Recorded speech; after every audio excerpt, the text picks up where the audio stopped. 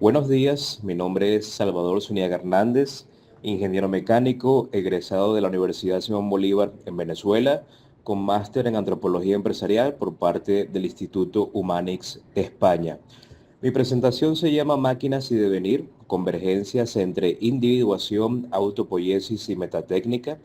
Y justamente lo que les quiero proponer para los próximos 20 minutos, máximo 25, es un recorrido cronológico conceptual que parte desde Simondon en Francia con la individuación, luego con Maturana y Varela en Chile con su concepto de autopoiesis y finalmente con Ernesto Maijo Llanilla en Venezuela con su teoría metatécnica. Todos fueron filósofos del siglo XX, casi todos nacieron en la década de los 20, con pocos años de diferencia. Todos se doctoraron en los años 50. Todos trabajaron desde la fenomenología, prestando especial atención al sentido de la vista. Y salvo por Maturana y Varela, que trabajaron juntos, ninguno se conoció o sostuvo comunicación entre sí. Aquí los vamos a poner a dialogar, aunque sea póstumamente. Entonces, empecemos con la teoría de individuación de Gilbert Simondon. Simondon nació en 1925, fue un psicólogo y filósofo que tuvo mucha repercusión por sus aportes a la filosofía de la técnica. Cuando Simondon estaba estudiando, impartía clases de física a nivel de secundaria, desarmaba máquinas, radios y televisores con sus alumnos, tenía un tío que era agricultor con el cual conversaba mucho sobre el diseño y uso de las máquinas, creció en una ciudad industrial, etcétera. Todo esto lo influyó en sus inquietudes. Se terminó doctorando en 1958 con dos tesis, una principal y la otra menor. La principal fue la individuación a la luz de las nociones de forma e información y la secundaria fue el modo de existencia de los objetos técnicos. De modo que Simondon, como psicólogo, no solo piensa que hay una individuación psíquica, que es la que todos conocemos de Jung, sino que todos los seres físicos, biológicos, psíquicos, colectivos, también están sujetos a una operación de individuación más general, aunque no es una individuación igual para todos. Entonces, a diferencia de las posturas clásicas sustancialistas, como la de Platón, o ilemórfica, como la de Aristóteles, Simondon propone que la existencia de los seres y su devenir implica siempre una realidad preindividual. Esta realidad preindividual es pura potencia, es rica en potenciales, de modo muy parecido a como entendemos la energía potencial en el campo de la física. Por ejemplo, la caída de un objeto libre, ese cambio de posición del objeto, o el desplazamiento de un resorte, ese cambio en la elongación del resorte, obedecen a que antes de esos cambios estaba almacenada una energía potencial. Para que se manifieste ese cambio o devenir en el individuo, debe existir una asimetría, tensiones o incompatibilidad consigo mismo en el marco de su realidad preindividual y su presente. La incompatibilidad consigo mismo es la tensión entre lo que es y lo que puede llegar a ser. Cuando estas tensiones o asimetrías rompen cierto estado de equilibrio, se resuelven y se reorganizan y la manifestación de ello es el cambio. Ahora, esto ocurre siempre, constantemente. El individuo siempre está concretizándose en su devenir, nunca está del todo culminado. Esto quiere decir que el individuo es mucho más grande de lo que es, puesto que como siempre le acompaña este potencial o realidad preindividual, el individuo es lo que es más el potencial de lo que puede llegar a ser. Lo que almacena es más grande que sí mismo. Aquí podemos imaginar una bomba que cuando estalla nos damos cuenta de que lo que tenía por dentro era mucho más grande que ella misma. Así tal cual es el individuo, sea el individuo una roca, una planta, un ser humano, una máquina, una obra de arte o incluso un colectivo. La concretización del individuo implica inevitablemente la aparición de su medio asociado.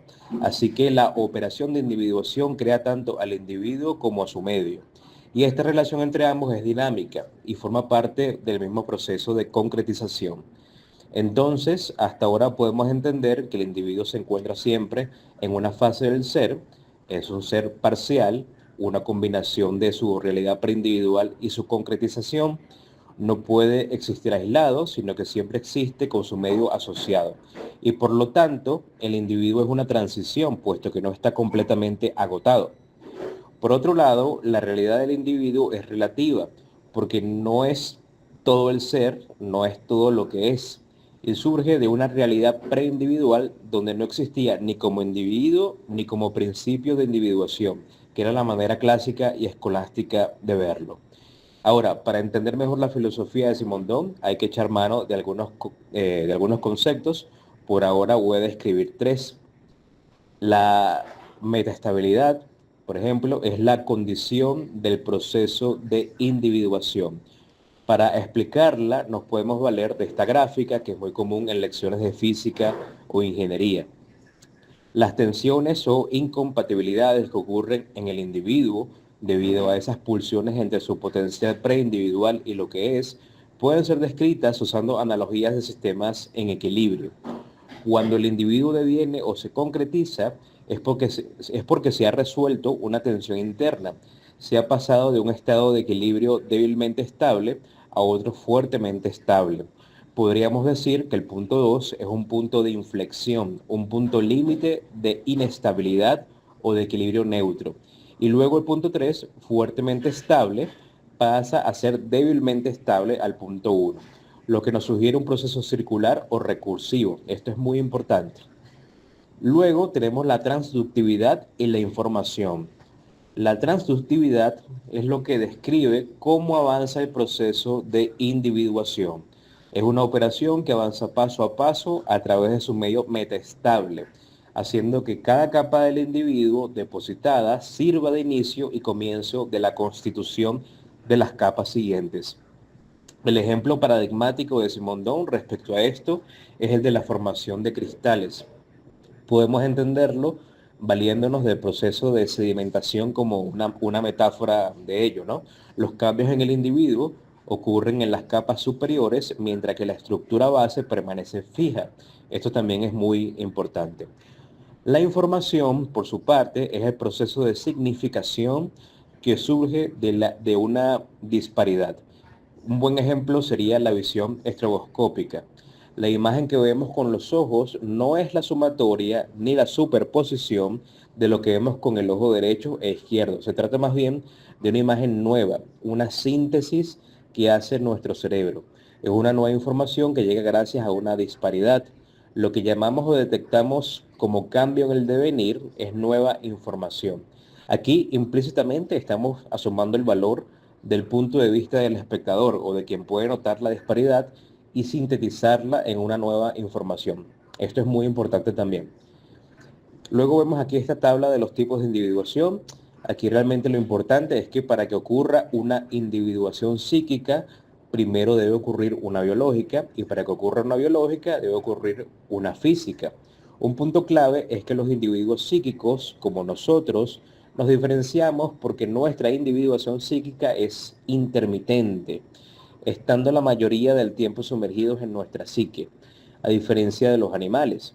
Respecto a la filosofía de la técnica, aquí tendríamos que recordar el concepto de ensimismamiento de José Ortega y Gasset, pues vivimos en el mundo, luego nos ensimismamos y después volvemos a este mundo con un plan de acción para ejecutar, ¿sí? Entonces, también es importante que los objetos técnicos son producto de esta individuación psíquica. También es clave.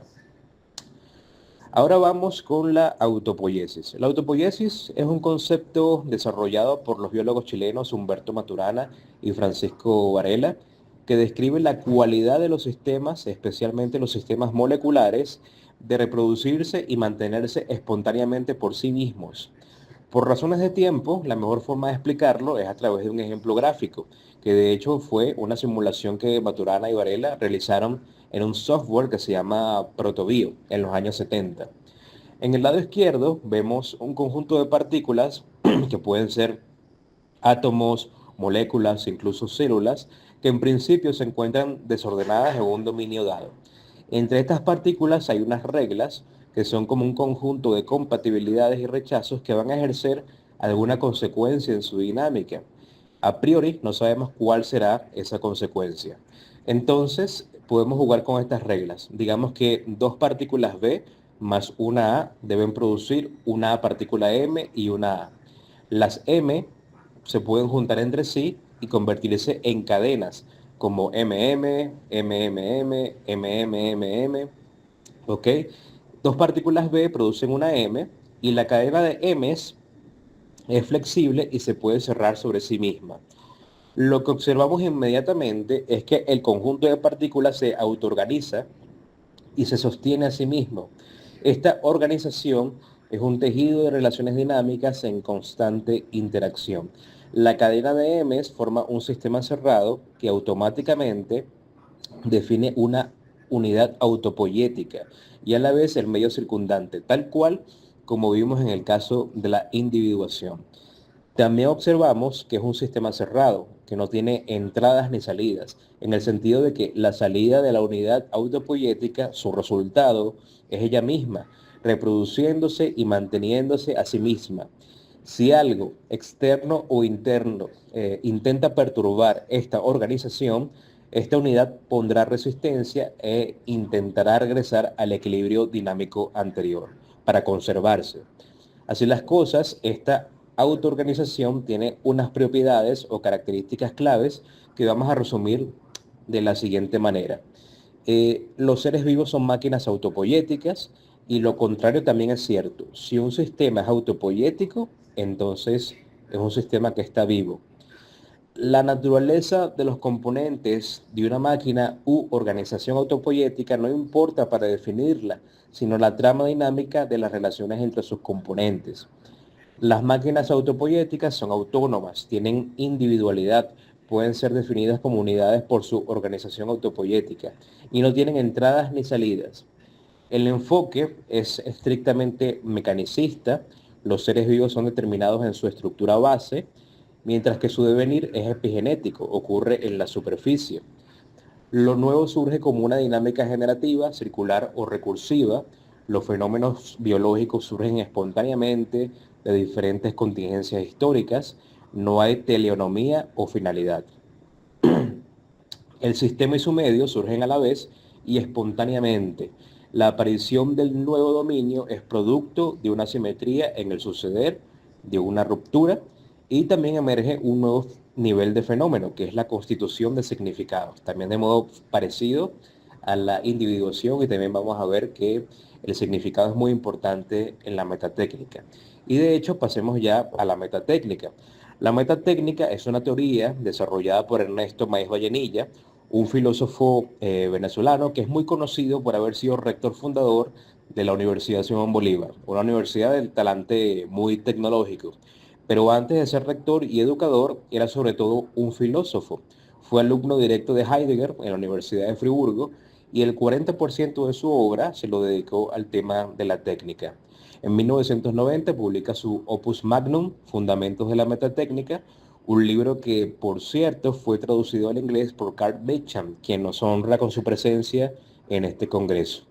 Entonces, la metatécnica es una teoría fenomenológica que proyecta el devenir del ser humano a partir de la modificación de su condición somatopsíquica, de su cuerpo y de su mente. Según esta idea, aunque el hombre siempre ha creado tecnologías, la tecnociencia del siglo XX marca un punto de inflexión respecto a nuestra relación con los objetos técnicos que hemos creado, pues a diferencia de otras épocas e independientemente de la cultura, los objetos técnicos del siglo XX han empezado a modificar o sustituir nuestros sentidos. Como consecuencia, nuestras percepciones e interpretaciones de la realidad o de la alteridad empiezan a modificarse, conduciéndonos paulatinamente a una nueva condición o logos no antropocéntrico, no antropomórfico y no geocéntrico. Por ejemplo, gracias a los avances de la mecánica y electrónica, tecnologías del siglo XX como los radares, los sonares, encefalogramas, cámaras termográficas, entre otras innovaciones más, empiezan a comportarse como auténticas ampliaciones de nuestros sentidos, particularmente del sentido de la vista. De modo que las ondas de sonido, los campos electromagnéticos, la temperatura y cualquier otra dimensión física puede ser reinterpretada en estímulos óptico-lumínicos. Empezamos a ver dimensiones físicas que de manera natural no podemos, pero no solamente verlas, sino también a escucharlas, palparlas, sentirlas de otro modo.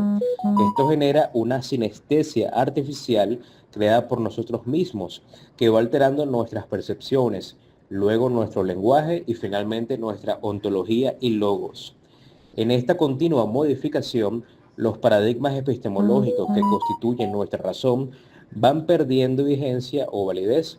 La nueva alteridad que se va gestando en nuestras intelecciones es una realidad metatécnica, transracional y transhumana. El hombre supera sus límites somatopsíquicos, dejando paulatinamente de ser hombre.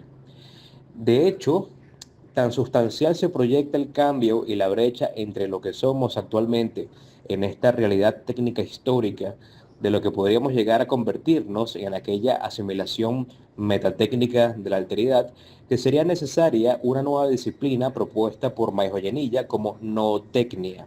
La nootecnia se encargaría de traducir los estímulos y percepciones del mundo metatécnico, trasladándolos a nuestro mundo técnico. De hecho, se plantea, al menos teóricamente, una aplicación ingenieril de la nootecnia que sería un dispositivo nootécnico. Este dispositivo sería literalmente un traductor de realidades, en principio entre el individuo metatécnico y su realidad y la nuestra, pero la propuesta se extiende formalmente para cualquier individuo no antropomórfico ni antropocéntrico.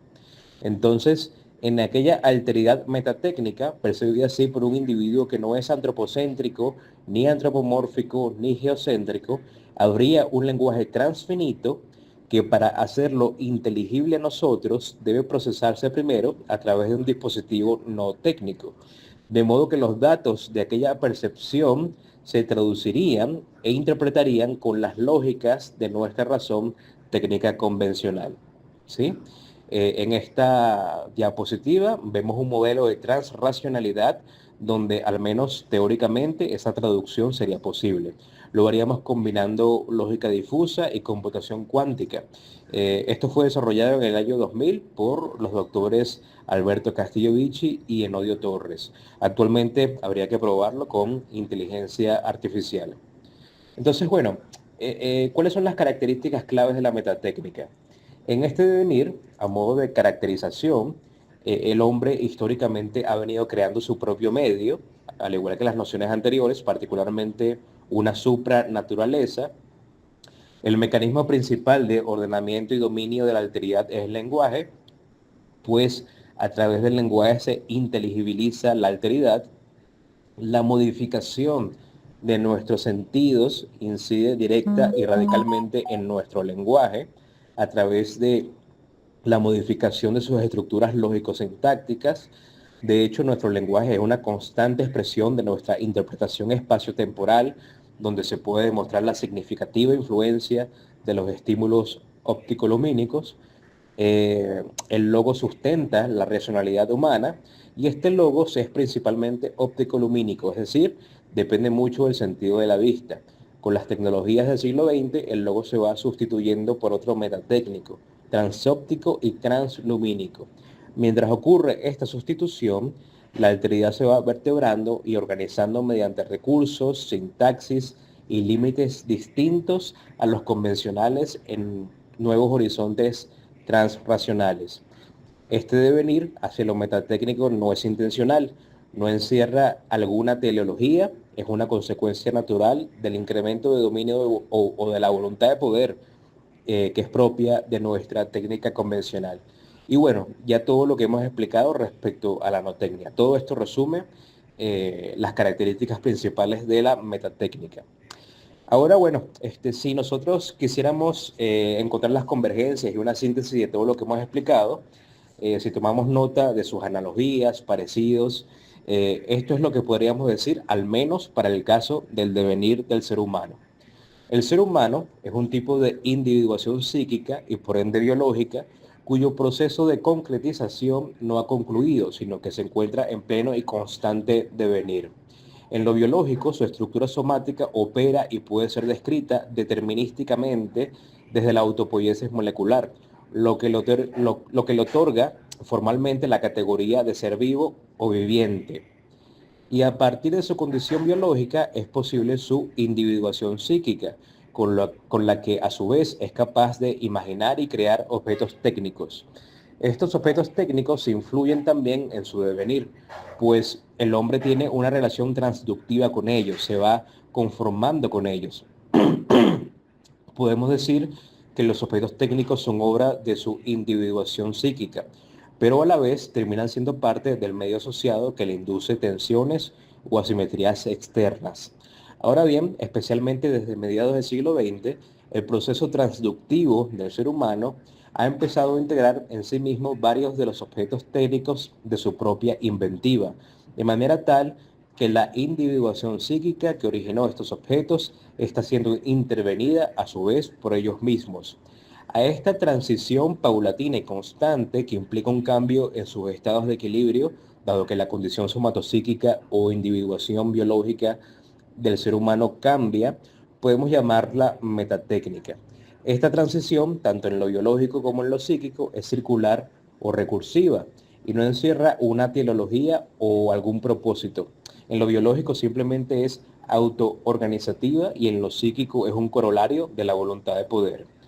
Y así como ocurre con las individuaciones de todos los seres a nivel general y con la autopoiesis molecular a nivel particular, el individuo metatécnico experimenta a su vez un cambio en su medio asociado, medio que aparece a la vez con este individuo. Finalmente, la interpretación y relaciones inteligibles del medio o alteridad metatécnicos ya no serán antropocéntricos, ni antropomórficos, ni geocéntricos. Más bien obedecerán a nuevas, a nuevas dinámicas transracionales. Esta nueva alteridad o individuos metatécnicos y transracionales serán un nuevo estado de equilibrio donde los procesos de transducción y de devenir en general seguirán operando. La metatécnica sería una nueva condición de metaestabilidad.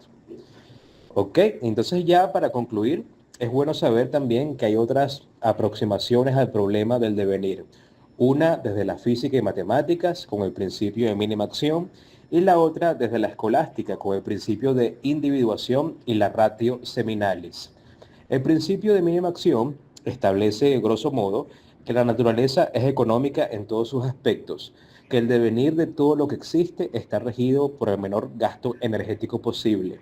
Si la pregunta más importante de la filosofía es ¿por qué hay algo en vez de nada? Quizás la segunda pregunta más importante es, ya que existe algo, ¿por qué ese algo se fue por una dirección, por un devenir y no otro? ¿Por qué eligió ese camino? Entonces, desde Maupertuis hasta Feynman, podemos hilvanar un desarrollo que nos lleve a esa respuesta. Desde la escolástica, aún no podemos desechar del todo el principio de individuación, ni tampoco la noción de ratio seminalis. Aunque Simondon lo haya criticado, aún puede tomarse el desarrollo antropológico de Don Scotto y actualizarlo con lo que hemos conseguido en las ciencias y filosofía contemporáneas.